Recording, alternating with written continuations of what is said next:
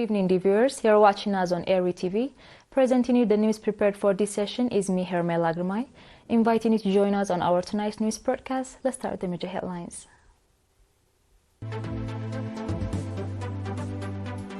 Minister Tesfaye ገብረስላሴ addresses climate change conference. National Antimicrobial Awareness Week campaign. Ukraine fires US-supplied longer-range missiles into Russia for first time. And Iran-Azerbaijan discuss promotion of defense ties. On our detailed domestic news, Mr. Tesfaye ገብረስላሴ, Minister of Land, Water and Environment, addressed the 29th UN Climate Change Conference being held in Baku, Azerbaijan from 11th to 22nd November. In his speech, Minister Tesfaye stated that many decades have passed since the international community placed the life-threatening triple crisis at the forefront of its agenda. He highlighted that numerous calls and pledges were made to raise ambitions for climate action, advance research and development, foster cooperation in the transfer of science and technology, and mobilize finances to support disadvantaged countries in their efforts to address climate change and other environmental challenges. Nevertheless, Minister Tesfaye emphasized that actions taken so far to cut emissions at their main sources fall short of what is required to achieve the desired objectives. He also stressed that mobilizing climate finance remains a critical challenge, particularly the funding urgently needed for adaptation, which has not been adequately prioritized. Minister Tesfaye underscored that under these dire conditions, billions of people already affected and left vulnerable by the worsening global climate crisis are left with no option but to cling to hope. He called for urgent action to end this unacceptable situation. The minister elaborated that Eritrea, despite its limited resources and capacity, has actively engaged in addressing the severe impacts of climate change through nature-based generational programs.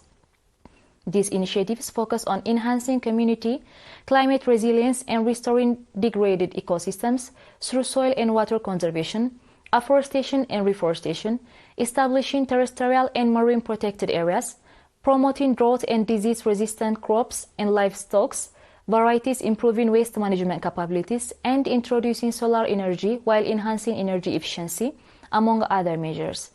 In his concluding remarks, Minister Tesfaye emphasized Eritrea's commitment to environmental education and public awareness, which are crucial in helping citizens understand the gravity of climate change impacts and the fundamental necessity of living in harmony with nature.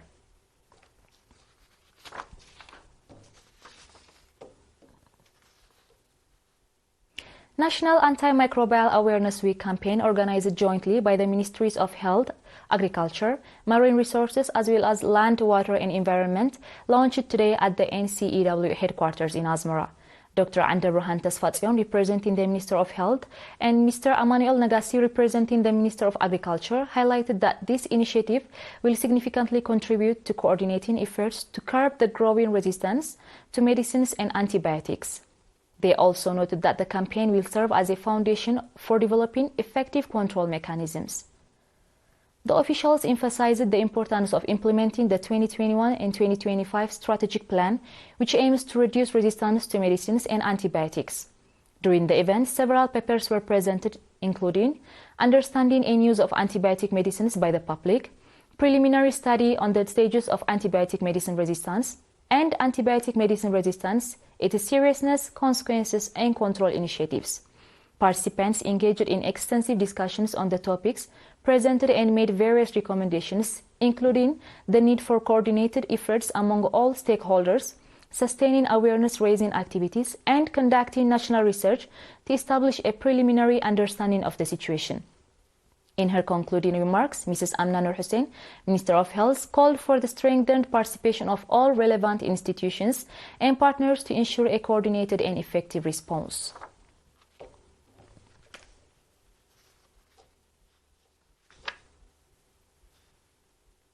The National Union of Eritrean Youth and Students branch in the Northern Eritrea region provided training to 43 youth workers on administration and leadership. The training included administration and leadership, civic education, training modality, civil training modality, acquaintance with the union as well as programs of the union at educational facilities. Mr. Saleh Nafi', head of organizational affairs at the union branch, said that training program was in continuation of the similar programs conducted to youth workers in Adobha, Naqfa, Qarara, and Af'abat.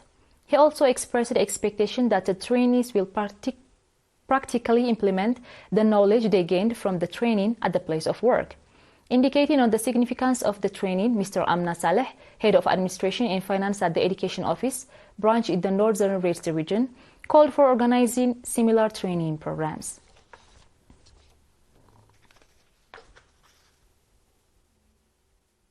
Dear, stay tuned for our international news right after the short break.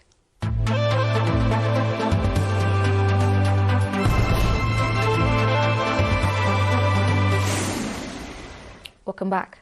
Ukraine has fired US-supplied longer-range missiles at a target inside Russian territory for the first time, a day after Washington gave its permission for such attacks. US officials confirmed use of the Army tactical missile system to CBS News, the BBC's US partner. Russia's defense minister earlier said the strike targeted the Bryansk region, bordering Ukraine to the north, and Tuesday morning. 5 missiles were shot down and 1 damaged, with its fragments causing a fire at a military facility in the region, the ministry said.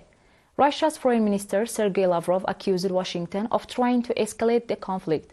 Earlier on Tuesday, Russia approved changes to its nuclear policy, setting out new conditions under which the country would consider using its arsenal.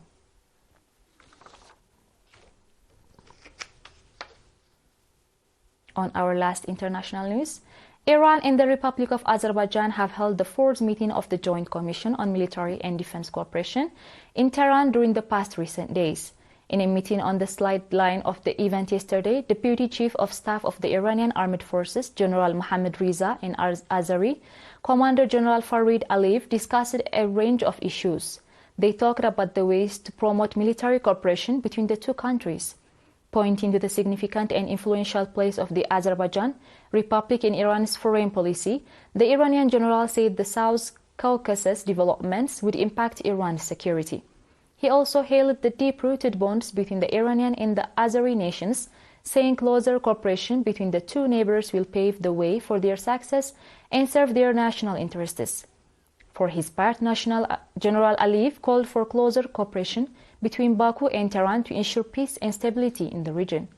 He also hailed the joint military exercises between the two countries as a good example of interaction. Dear viewers, we are done with the news report for this session, and now a quick recap of the news headlines. Minister Tesfaye Gebreselassie addresses climate change conference.